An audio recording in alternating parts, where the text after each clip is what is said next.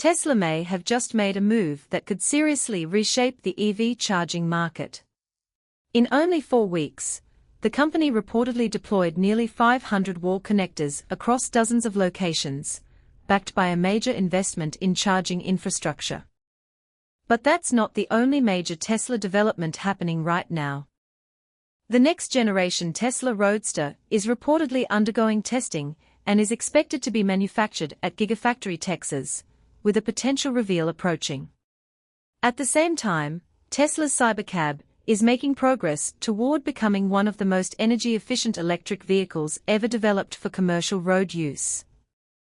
So why is Tesla installing hundreds of wall connectors so quickly? What is the company really trying to accomplish with this enormous charging expansion? And how could the Roadster and Cybercab fit into Tesla's much larger strategy? Let's take a closer look. Before we get into Tesla's latest charging expansion, it's important to understand why the wall connector matters so much. A Tesla wall connector isn't simply a device that sends electricity into an electric vehicle. It effectively turns a home, apartment building, workplace, or commercial property into a dedicated Level 2 charging location. With a maximum output of around 11.5 kilowatts, the charger can deliver roughly 44 miles, or about 70 kilometers, of driving range per hour under suitable conditions. That is dramatically more practical than relying on a standard household outlet. Instead of visiting a public charging station every time the battery gets low, owners can simply plug in when they arrive home, leave the vehicle charging overnight, and start the next morning with a high battery level. But the real advantage isn't just charging speed. Tesla has connected the wall connector to its broader software ecosystem, making the charging experience much more automated. For example, the charging handle can interact directly with the vehicle, while the Tesla app allows owners to monitor charging and manage their energy usage. Drivers can schedule charging for periods when electricity is cheaper, monitor the charging process remotely, and coordinate multiple chargers on the same electrical system. Load management is particularly important for apartment buildings and commercial properties because several vehicles charging simultaneously can put significant pressure on the electrical infrastructure. Tesla's system is designed to manage that demand intelligently. There is also a much bigger opportunity involving solar power. Tesla's charging ecosystem can work with solar generation, allowing excess electricity produced by a home's solar system to be directed toward charging the vehicle. That means the EV can become part of the home's overall energy system rather than simply being a transportation device. And this is where Tesla's latest deployment numbers become especially interesting. Over a period of only 4 weeks, Tesla reportedly activated 491 wall connectors across 73 locations in North America. At first, that might not sound revolutionary. But when you look at where these chargers are being installed, the strategy becomes much clearer. One location at 5420 Sunset Boulevard in Los Angeles reportedly received 127 wall connectors in a single deployment. That's an extraordinary number of chargers for one property. Another example is an apartment complex in Arizona that reportedly received 28 chargers, with other residential properties also appearing in Tesla's deployment data. This suggests Tesla isn't simply trying to build more conventional public charging stations. Instead, the company appears to be targeting places where vehicles naturally remain parked for long periods. Apartment complexes, office buildings, shopping centers, parking facilities, mixed-use developments, and commercial properties. That distinction is extremely important. Tesla's supercharger network solves one major problem: long-distance travel. But wall connectors address another problem that may actually affect everyday EV ownership even more. Where do you charge when you're not at home? Millions of people don't have a private garage. Many apartment residents have no dedicated charging point. Older buildings weren't designed with EV charging infrastructure in mind. So even if someone wants to buy an electric vehicle, charging availability can become a major obstacle. Tesla's strategy appears to be bringing charging directly to the locations where cars spend most of their time. Instead of asking drivers to make special trips to charging stations, the company can make charging part of the parking experience. You park the car, you plug it in, and you leave. By the time you return, the vehicle can be ready to go. That approach could become particularly important as EV adoption continues increasing. Tesla's commercial wall connector program has reportedly accelerated significantly since late 2025. Previous reports indicated that more than 1,250 commercial wall connectors were added between November 2025 and the middle of April 2026. During March alone, hundreds of additional chargers were reportedly activated across numerous locations. Some individual installations included dozens of charging points at a single property. The consistency of these deployments also suggests that Tesla may be standardizing the entire installation process. Site assessment, electrical planning, hardware installation, network configuration, and final activation. If Tesla can repeat that process at scale, the company could dramatically expand charging availability without having to build traditional supercharger sites everywhere. There's another important part of this strategy. Tesla's universal wall connector isn't limited to Tesla vehicles. It can support the broader North American charging ecosystem and can accommodate other EVs through the appropriate connector compatibility. That's strategically important.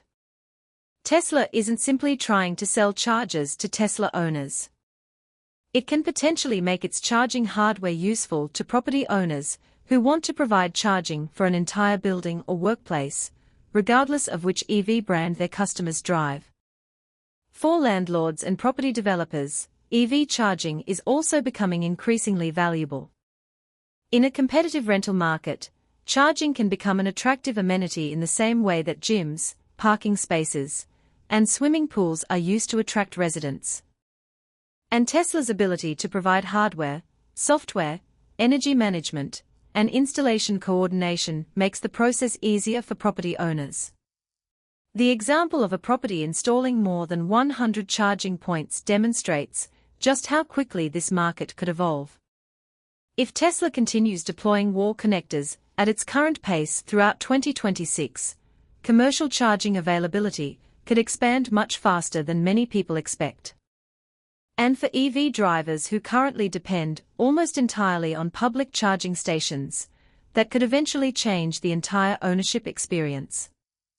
Now let's move to another Tesla project that has been surrounded by speculation for almost a decade. The Tesla Roadster. The second-generation Roadster first appeared publicly in 2017. Since then, it has become one of the most delayed products in Tesla's history. The vehicle has repeatedly been pushed back, leaving reservation holders waiting far longer than originally expected. But there may finally be a major development. Tesla has reportedly confirmed that the Roadster will be produced at Gigafactory Texas. And that is a much more important announcement than it might initially appear. For years, there was uncertainty over exactly where Tesla would manufacture such a specialized vehicle. Fremont already produces several major Tesla models, while Gigafactory Texas has become one of the company's most important next-generation manufacturing facilities. Texas also offers Tesla significantly more room to develop specialized production infrastructure. According to comments from Tesla executives, the company has been planning the manufacturing requirements for the Roadster at the Texas facility. That could indicate that the project has moved beyond the purely conceptual stage. Of course, Tesla has made ambitious Roadster promises before. The original specifications were extraordinary. Tesla has claimed a 0 to 60 miles per hour time of less than 2 seconds, a top speed above 250 miles per hour, and a driving range of roughly 620 miles from a massive 200 kilowatt-hour battery. The vehicle has also been associated with Tesla's proposed SpaceX package. That package was previously described as using compact rocket-style thrusters to improve acceleration, braking, and cornering performance. Whether that system will actually appear on the production vehicle remains uncertain. But if Tesla manages to deliver even a portion of the promised performance, the Roadster could become one of the company's most important halo products. The rumored price is also expected to place it firmly in the exotic performance category. This isn't supposed to be Tesla's volume vehicle. It's supposed to demonstrate what the company believes an electric supercar can achieve. And the competition has become much tougher since the Roadster was first announced. Several high-performance electric vehicles have entered the market, including the Xiaomi SU7 Ultra, BYD Yangwang U9, and Rimac Nevera.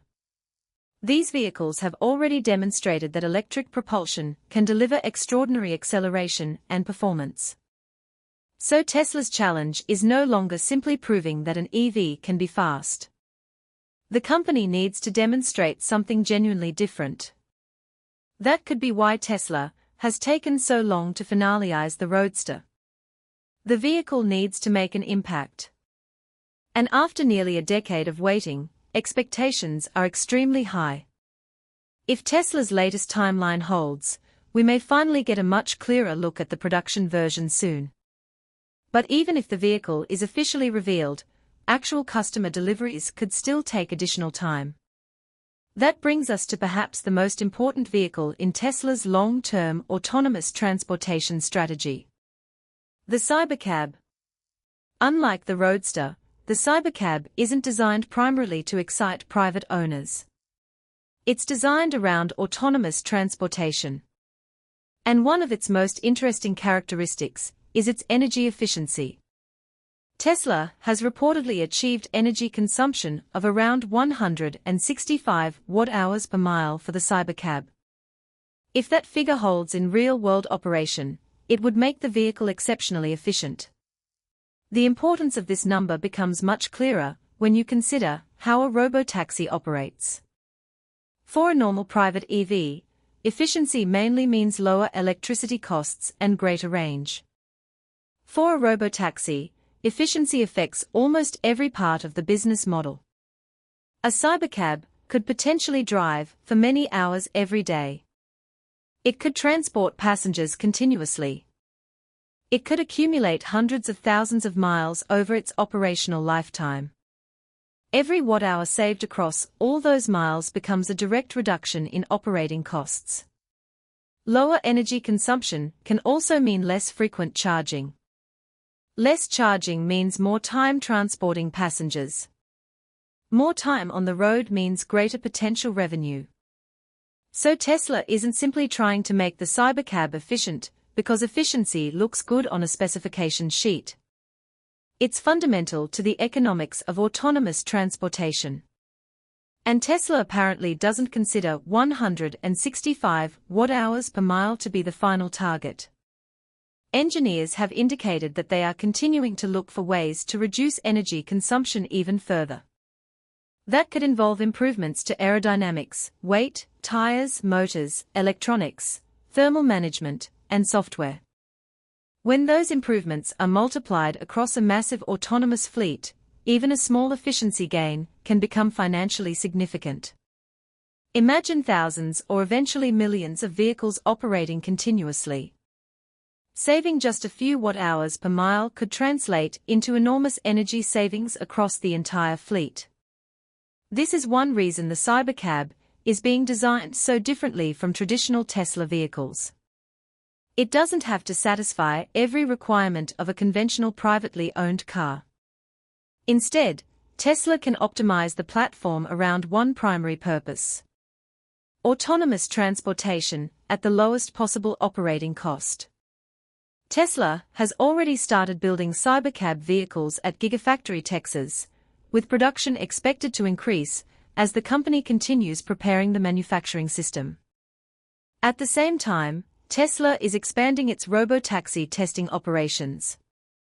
The company has been testing autonomous ride services in Austin and the San Francisco Bay Area, with expansion into additional cities also being explored.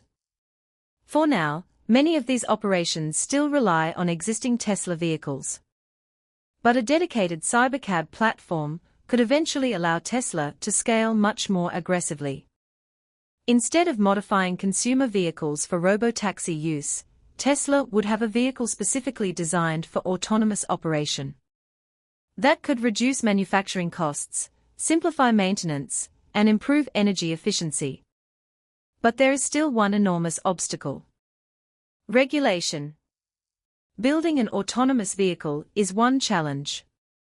Getting permission to operate it commercially without a human driver is another. Tesla must satisfy a complicated collection of federal, state, and local safety requirements before fully driverless vehicles can operate at large scale. The company has also indicated that in markets where regulations require traditional controls, a version of the Cybercab could potentially be produced with a steering wheel. That flexibility could help Tesla introduce the vehicle in markets where fully autonomous operation isn't immediately permitted. Ultimately, Tesla's robotaxi strategy depends on more than just hardware. It depends on autonomous driving software, safety validation, charging infrastructure, manufacturing capacity, and regulatory approval all coming together at the same time. And that's exactly why the Wall connector expansion, Roadster production plans, and Cybercab development are more connected than they might initially appear. Tesla isn't working on 3 isolated projects. The company is building an ecosystem.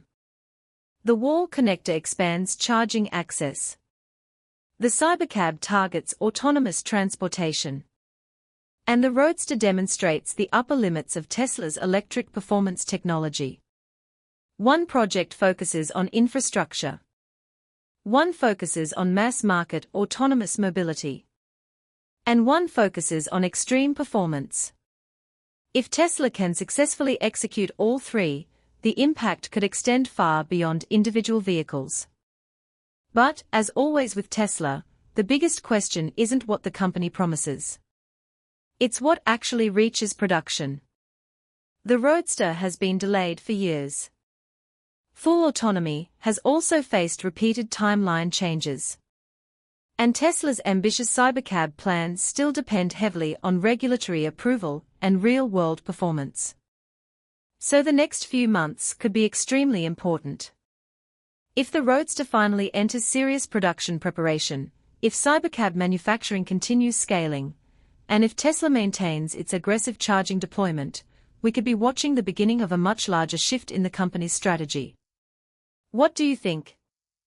Is Tesla's Wall connector expansion more important than its supercharger network? Can the Cybercab really become the foundation of a profitable autonomous ride-hailing business? And after all these years, can the new Roadster actually live up to Tesla's extraordinary promises? Let us know what you think in the comments. If you enjoyed the video, make sure to like it, subscribe to the channel, and turn on notifications so you don't miss the next major Tesla update. Thanks for watching, and we'll see you in the next one.